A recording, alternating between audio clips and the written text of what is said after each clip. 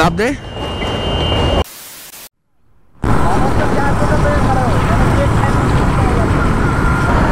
Hello there, assalamu alaikum. This is me and you are watching one and only the highway story.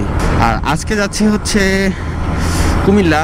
আর কুমিল্লা যাওয়ার পথে হাইওয়েতে আপনাদের সাথে আমার হিরো থ্রিলার 5000 কিলোমিটার রাইডিং একটা এক্সপিরিয়েন্স দিব। 5000 না, অ্যাকচুয়ালি 6000 কিলোমিটার। 6000 কিলোমিটার রাইডিংয়ে আমি এই বাইকে কি কি এক্সপিরিয়েন্স পাইছি সেগুলো নিয়ে একটা কথা বলবো।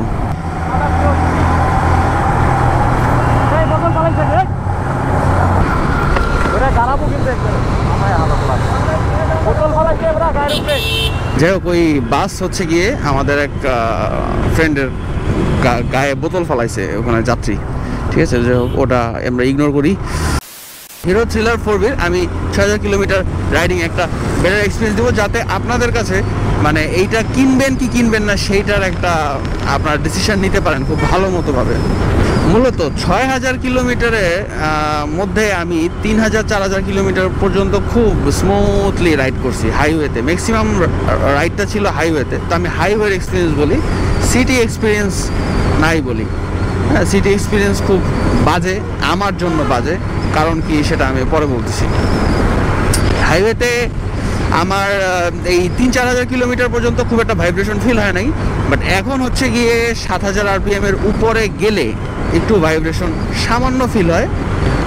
সেটা আগের তুলনায় হয়তো এটা কোনো টেকনিক্যাল ইস্যু, এটা মনে হয় সফটওয়্যার ইনস্টল দিলে বা কোনো কিছু আপডেট করলে খুব সম্ভবত ঠিক হয়ে যাওয়ার কথা। আমাদের একটা চার দোকানে দাঁড়ায় আগে পোলাপান নিয়ে আড্ডা দিতে হবে, তারপর আবার যাওয়া। আমি প্রথমে নেগেটিভ কথাগুলো বলতেছি, কারণ নেগেটিভ খারাপ দিয়ে শুরু করাই ভালো, ভালোটা শেষে থাকাই ভালো। খারাপের মধ্যে আমার আরেকটা জিনিস যেটা ফিল হয়েছে, রিসেন্টলি আমার এই সুইচগুলো নষ্ট হয়ে গেছে। এগুলা এটা পানি পড়লেই খুব একটা মানে আমি জানি না অন্য কি হয়, আমার হয়ে গেছে। তো এইটার সুইচের কন্ডিশন খুব ভালো দিছে, বাট ভিতরে WD-40 মারলে মাঝে মধ্যে ঠিক হয়, আর মাঝে মধ্যে ঝামেলা করতেছে। তো এর মধ্যেই আছি আসলে। তো এই জিনিসটা প্যারাদায়ক। এটা দেখি হিরো আমাকে চেঞ্জ করে দেয় কি না। যদি দেয় তাহলে আপনাদেরকে আমি জানাবো, যদি ওয়ারেন্টি ক্লেমে আসলে কাজ করে। থার্ডলি হচ্ছে এটা মোস্ট ডিসকাস্টিং প্রবলেম, সেটা হচ্ছে গিয়ে এর ওভারহিটিং ইস্যু, ঠিক আছে। এটার ভীষণ ওভারহিট হয়, মানে পা রাখা যায় না সাইডে। কিন্তু এর কারণে যে এর পাওয়ার লুজ হয়, মানে নর্মালি অন্যান্য বাইকগুলোতে পাওয়ার লুজ করে, হ্যাঁ, যখন ওভারহিট হয়। তো এই প্রবলেমটা আর হচ্ছে না। থ্রিলার 4V, এটা থ্রিলার 4V। আগে এটা একটু সবার থেকে আগে থাকতো, মানে এটাই মাল কিনা আমি এখন করছি হলে গিয়ে সমান সমানে।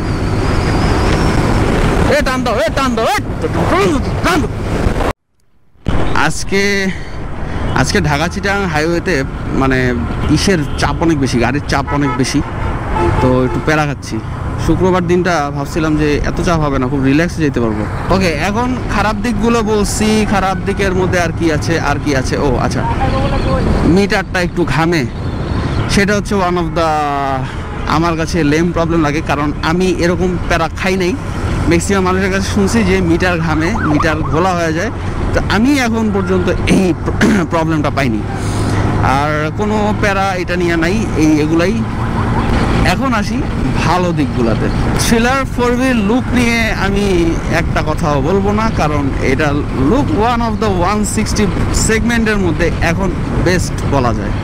এতে আমি নিঃসন্দেহে বলতে পারি 160 সেগমেন্টে, মানে এদের সেগমেন্টের one of the best look আমি বলতে পারি। কারণ হিরো এটা নিয়ে বেশ কাজ করছে। যাক, লুক নিয়ে আমরা না বলি, একটু মডিফাই করছি। সেটা হচ্ছে কি, এখানে একটা উইন্ডশেল লাগাইছি।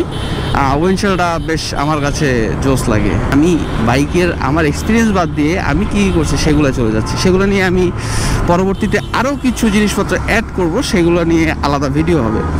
কিন্তু এখন আসি ভালো দিক। ভালো দিক হচ্ছে গিয়ে এর ওয়াইডার যে হ্যান্ডেলবার, এই হ্যান্ডেলবারে রাইড করে আপনি বেশ একটা ফিল পাবেন, কারণ এটাতে হাত ব্যথা করে না। আমি দেখি কোনো হাত ব্যথার কোনোই নেই। রিসেন্টলি আমি একটু ভাইব্রেশন পাচ্ছি, সেটা আমি বলেছি আমার প্রবলেমগুলোর মধ্যে একটা পয়েন্ট ছিল, প্রথম পয়েন্ট। এখন সেই প্যারাটা নাই। আর মেইন যেই জিনিস খেলা, সেটা হচ্ছে গিয়ে থ্রোটল রেসপন্স। মানে যে কোনো গাড়িকে যে কোনো স্পিডের বাইক গাড়ি হোক না কেন বা বাস হোক না কেন আপনি ইজিলি ওভারটেক করতে পারবেন, এটা নিঃসন্দেহে, এবং সেই কনফিডেন্স পাবেন। কারণ থ্রোটল ছাড়ে না, খুবই পাওয়ার বাইকটা। 4 গিয়ারে আপনাকে যে পাওয়ার প্রোভাইড করবে এবং প্রতি গিয়ারে তার ready pick up is always ready. আগের থ্রিলারের সাথে এই থ্রিলারের একটা পার্থক্য এর মিটারে, যেটা আমার কাছে একটু ভালো লাগছে, মানে যেটা আপনার একটু কাজের, সেটা হচ্ছে গিয়ার ইন্ডিকেটরটা একটু দিয়া ভালো হয়েছে আমার মনে হয় এই বাইকের ক্ষেত্রে। পুরা দিক একদিকে যাইতাছে দুনিয়া, তুমি শালার এদিক দিয়ে ঘুরাইতাছো।